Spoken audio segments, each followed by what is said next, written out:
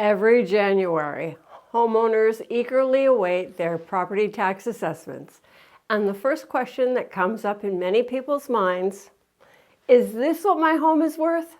The short answer, probably not.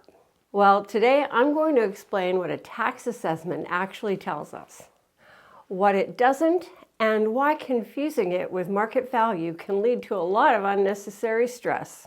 I'm Irene, your local realtor here in my community of Mission, BC, where I've been helping people buy and sell for the past 20 years.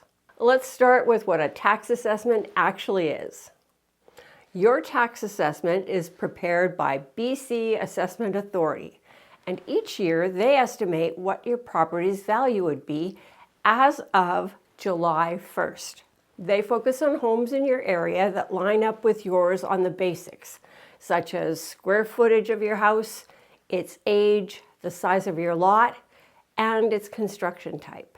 Those sale prices guide the assessment. The value is then estimated by comparing your home's recorded details to what those properties actually sold for.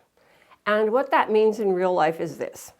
If you've added square footage, made structural changes, or pulled permits for that work, those updates will likely be reflected in your property records.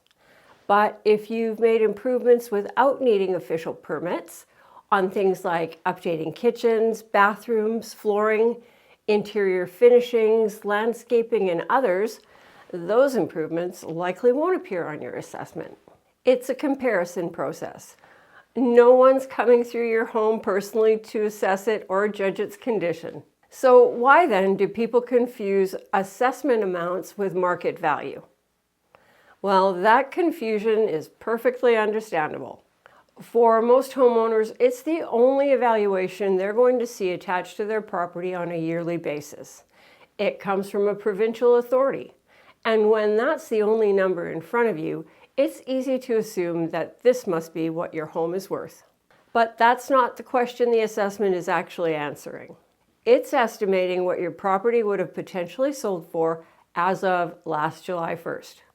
Market value answers a very different question. And that is, what is the buyer willing to pay under today's market conditions? In Mission, many detached neighborhoods, especially older areas with larger lots or more unique locations, can vary quite a bit from one property to the next.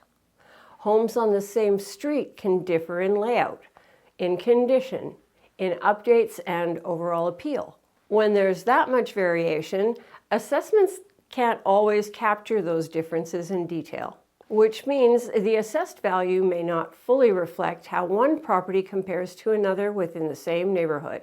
In other parts of our market, like newer subdivisions, townhomes, or condos, where homes are very similar or identical to one another, values are so much easier to estimate. And that's why the assessment number should be understood as a taxation tool, not a precise measure of anyone's home current value. So now, when is that assessment useful? Well, it's a good place to confirm the basics. Is the square footage accurate? Is the lot size correct? Is the property classification right? If something looks wrong, it might be worth questioning. Second, it shows whether assessed value in your neighborhood increased, decreased, or stayed about the same compared to last year. And giving you some direction, but it definitely doesn't tell you what price your home would sell for today. Now, at the end of the day, your assessment is the number used to calculate the amount of property tax you're going to pay, nothing more. And if you're interested in wanting to know what your home would really sell for in today's market, give me a call. Thanks for watching, and we'll see you in the next video.